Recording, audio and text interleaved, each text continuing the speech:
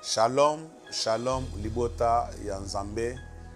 Ba onyo so bazoyo kanga na Poto, na Kinshasa, na monde entier. Apôtre Sylvain apesi bino mbote na kombo na Yesu Kristo. Lelo Nzambe atininga lisusu na message. Oyo temo ezali koloba ete la mission pour un serviteur de Dieu dans ce monde. Mission oyo Nzambe apesi basali na Nzambe na se ya mokili awa. Bien-aimé, o mosali na Nzambe, un vrai mosali na Nzambe ya solo, yebaki Nzambe apesi yo mission na mokili awa. Par rapport à ça, nde molimo na Nzambe etininga natanga na mukanda ya Jonas, chapitre 1, premier verset jusqu'au deuxième verset. Ce qui oza na Biblia na yo, zwa pe Biblia, o vérifier, o tanga pe, tozo tanga na kombo na Yesu Kristo. La parole de l'Éternel fut adressée à Jonas, fils d'Abitai, en ces mots. Lève-toi, va à Ninive, la grande ville, et crie contre elle, car sa méchanceté est montée jusqu'à moi. Parole du Seigneur. Bien-aimé, tango nazali kotanga esika oyo nazomona ete Nzambe apesi mosali na ye Jonas mission ya kokende na Ninive. Ayebisi Jonas tellement kende na Ninive na pesi mission kendo accomplir mission. Kendo yebisa batu nyonso baza na mboka Ninive ete nazali koya ko détruire Ninive parce que bino bozo tambola mabe na miso na ngai. Méchanceté na bino eleki, violence eleki, ekomiti na matoi na ngai Nzambe. Alors nazo kita nazaya koya ko détruire bino. Alors Jonas ayoki, ole Jonas akinde na mission oyo Nzambe atindi ye, Jonas azui bateau, azui masuwa, azui na nzela Tarsis. Aboyi nzela oyo Nzambe atindaki ye. Adevie na mission oyo Nzambe atindaki ye. Ye akimi akoti na masuwa ya ba marchand aki na Tarsis. Jonas abandi ko calculer lourdeur, abandi ko calculer charge oyo Nzambe apesi ya moni o charge za makasi na kokate. Mais il faut comprendre le komoko. Ce qui Nzambe bengi yo azana possibilité ya koalléger ba charge. Non, ce n'est pas toi qui prends ces charges. Et ça yo moto kozwa charge wana te. Nzambe ne moto kozwa charge. Mais Jonas na bomoto na ya moni ke ya kozwa charge wana. Na bomoto na ya moni ke yende azana possibilité ya kozwa charge wana. Charge wana ezana mutu na ye, ezana mapeka na ye. Au contraire, biso basali na Nzambe charge ezaka na mutu na biso te. Mokolo charge aza Yesu Kristo. C'est pourquoi zoloba ke bomema mikumba na bino nyonso epai na nga. Nga Yesu na kopesi bino kimia. C'est mikumba ezana mutu na yango. Mikumba ezana mutu amemaka yango eza Yesu. Oya ponaki yo na musala, oya pesi yo musala. Yende akomema mikumba wana. Jonas akimi. Kokema Jonas akanisaki ete akokende akokoma na Tarsis. Au contraire, mokeli, mosali ya mai, mosali ya mabele, apesi ordre na mai alobi ki na lingi jamais Jonas akoma na Tarsis. Monge ebeti ya makasi, mai alobi à vos ordres chef.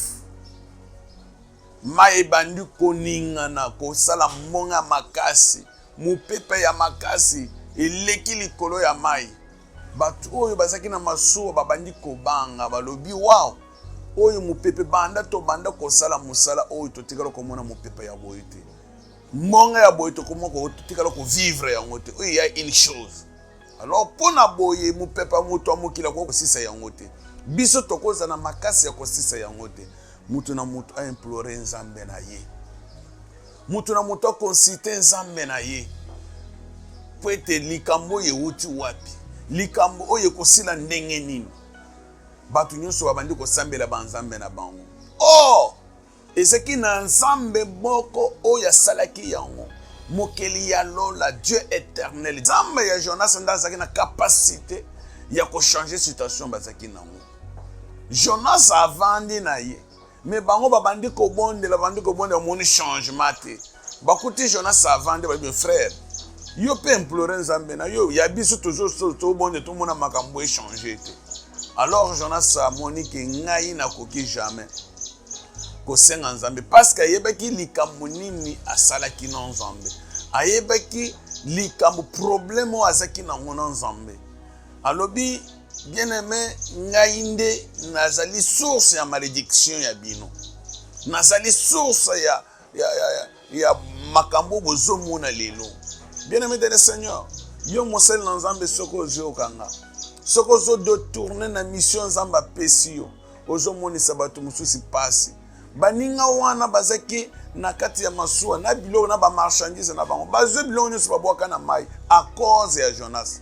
Que bozala malheur ya vie ya bana na yo, que bozala malheur ya vie ya ba proche na yo, ya famille na yo, que bozala mutu oyo azomema malédiction na kati ya libota, peut-être ba maladie bana na yo babelaka, peut-être moi so babelaka, peut-être famille na yo eza na souffrance, eza à cause de toi.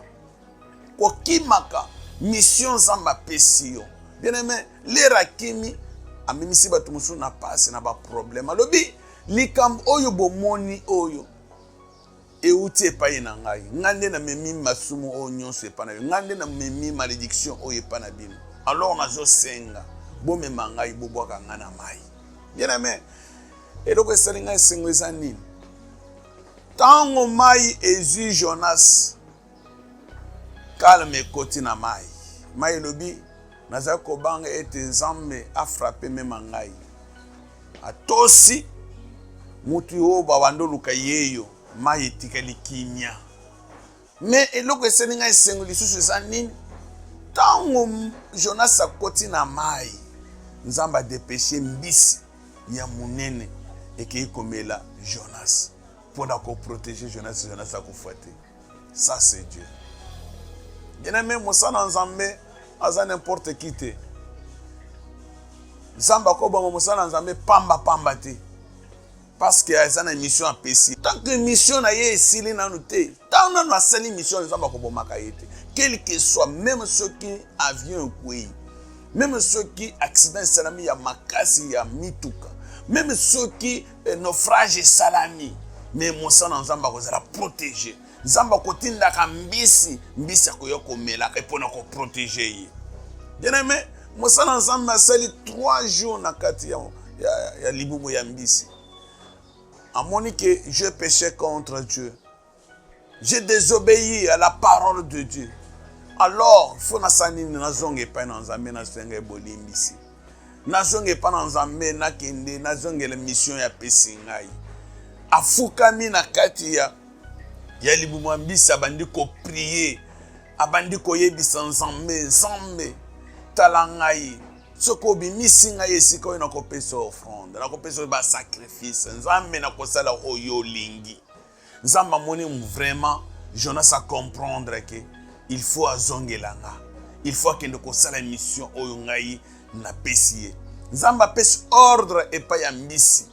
Ayebisi mbisi kende directement na nive kendo bwaka mutu oyo kendo bimise kuna. Bien aimé, nzamba apesi ordre pour ete mbisi kendo kosanza Jonas na kati ya Ninive. Tango Jonas akomi, Jonas a se rappelé na mission nzamba pesi akoti na Ninive, abandi koloba, abandi ko crier encore 40 jours Ninive existait de suscité, encore 40 jours Ninive kokufa, encore 40 jours Ninive est détruit parce que masumu bino bozo sala e komiti na matoyi na nzambe. Kindumba o bozo sala e komiti na matoyi na nzambe. Mabe bino bozo sala e komiti na matoyi na nzambe. Koyiba, kochola biloko ya mabe nyoso bozo sala e komiti na matoyi na nzambe. C'est pourquoi nzamba zui décision ko bome bino. Nzamba zui décision ko détruire bino. Oh, bien aimé, esenge ya munene zanini. esengo munene eza que tango roi ayoki message roi lobi message oyo koya boye ekokende pamba te sans que tozonga epai na Nzambe a décrété jeune alobi ezala mwana ezala mama ezala mwasi ezala mobali ezala tata ezala jeune garçon ezala bibwele ata eloko moko elia te mutu moko alia eloko te batu nyonso bavandi na nzala meme bibwele bavandi na nzala bien aimé roi azwi sac alati akiti na cendre abandi na mabele abandi komibwaki na mabele na nzoto azo supplie Nzambe po ete Nzambe aboma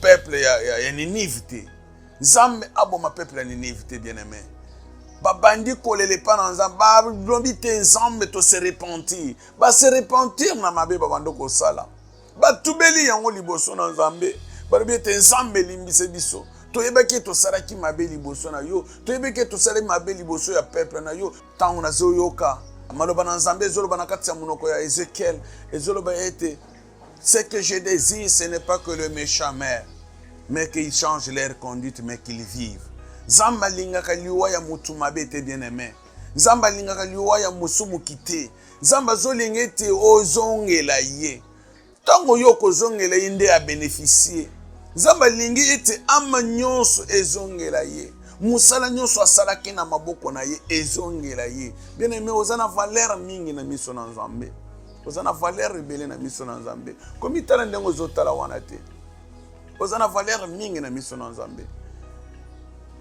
mission oyo batindi biso basala na Nzambe ezeto ete toteya sango malamu toteya sango malamu ya Yesu Kristo toteya ete bato base repentir botala na kati ya Biblia bato oyo Nzambe atindi na mission lokola Jean-Baptiste abandi repentez-vous car le royaume des cieux est proche na tour ya Yesu tongo abandi côté abandi repentez-vous car le royaume des cieux est proche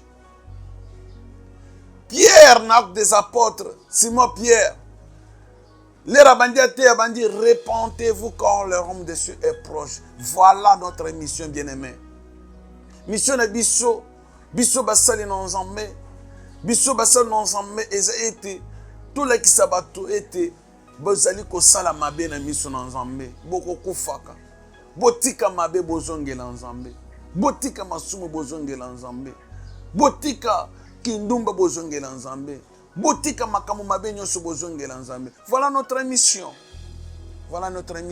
Nzambe atindi biso mission eza ete tozala wana na fierté ke malobo oyo biso tolobi ekokisama non po ete moto akufa non oza na message Nzambe alobi ke azoboma yo epe ozogire kaka soki naza mosali na Nzambe te Nzambe alobi azoboma yo oui Nzambe akozala oyebiso ke nazoboma motu songolo me motu wana azonya moniki asali mabe afukami asimilie epai na Nzambe afukami epai na Nzambe andi kolela abi Nzambe limbisa ngai Nzambe alimbisi ye me yo bandi koloba non vraiment peut-être que ça Nzambe yebisi ngai te pona orkei na yo non bien aimé nazo yebisa yo penser na yo eza penser en Nzambe te Nzambe alinga ko perdre musala wa sala na maboko na yete musala wana eza musala mutuya tozali batu oyo Nzambe akeli na image na ye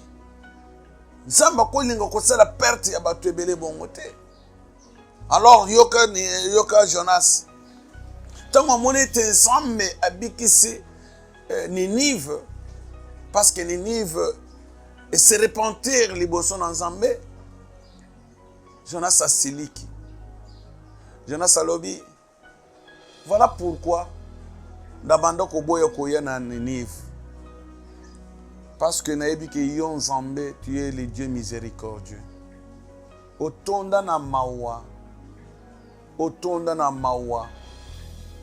olimbisaka na suka te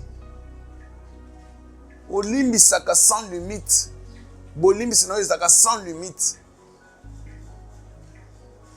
oza nzambe ya mawa. Voilà pourquoi lingo yo kele liboto mawa. Yo mototine nga yo ebisanga ke na zobo. Aseliki ake na désert a telemi. Tango komi na désert. Nzambe lui zena la kisaye na kote se classe. Zena kote se école. Parce que zo comprendre oyo volonté na ngai te. Volonté na ngai mission nga na tindaka ezake pe batu bakufa te. Mission na tindaka ezake batu aloba po ete batu babika. Ce n'est pas pour rien na tindaki ye. Alors nazo kote se classe. Atindi moya makasi, moye frappé Jonas. Et frappé Jonas. Nabutu nango nzamba ye kokoli sanzete. Les mêmes jours nzete koli komi munene. Bisika Jonas azaki na tente na ye. Jonas amoni mu pepe bien bandi ko beta ye ombrage couvrir ye ayo ki malamu abi wow ça c'est bon ça. Oyo nzete oyo soki ya katena na kufa. Nzeto ekomi lisungi na ngai. Nzeto nde ko protéger ngai. Nzeto nde za bola mo pona vie na ngai. Tango butie indi lobi na tongo Jonas ala mukaboye. Nzete nyonso ya kokauka. Nzamba kausi nzete nyonso jusqu'à dernière minute. Alors Jonas abandi kolela. Abandi koloba nzambe boma ngai. Moya boy vraiment na kokalisu te boma ngai. Pourquoi nzete kauki? Jonas abandi koyoka souci ya nzete. Nde nzamba yoko tuna ye. Jonas ozoka souci ya nzete. Ozoka souci ya nzete. Nzeto ye ekoli mukolo moko. Omona ko ndenge ezokola ndenge kauki.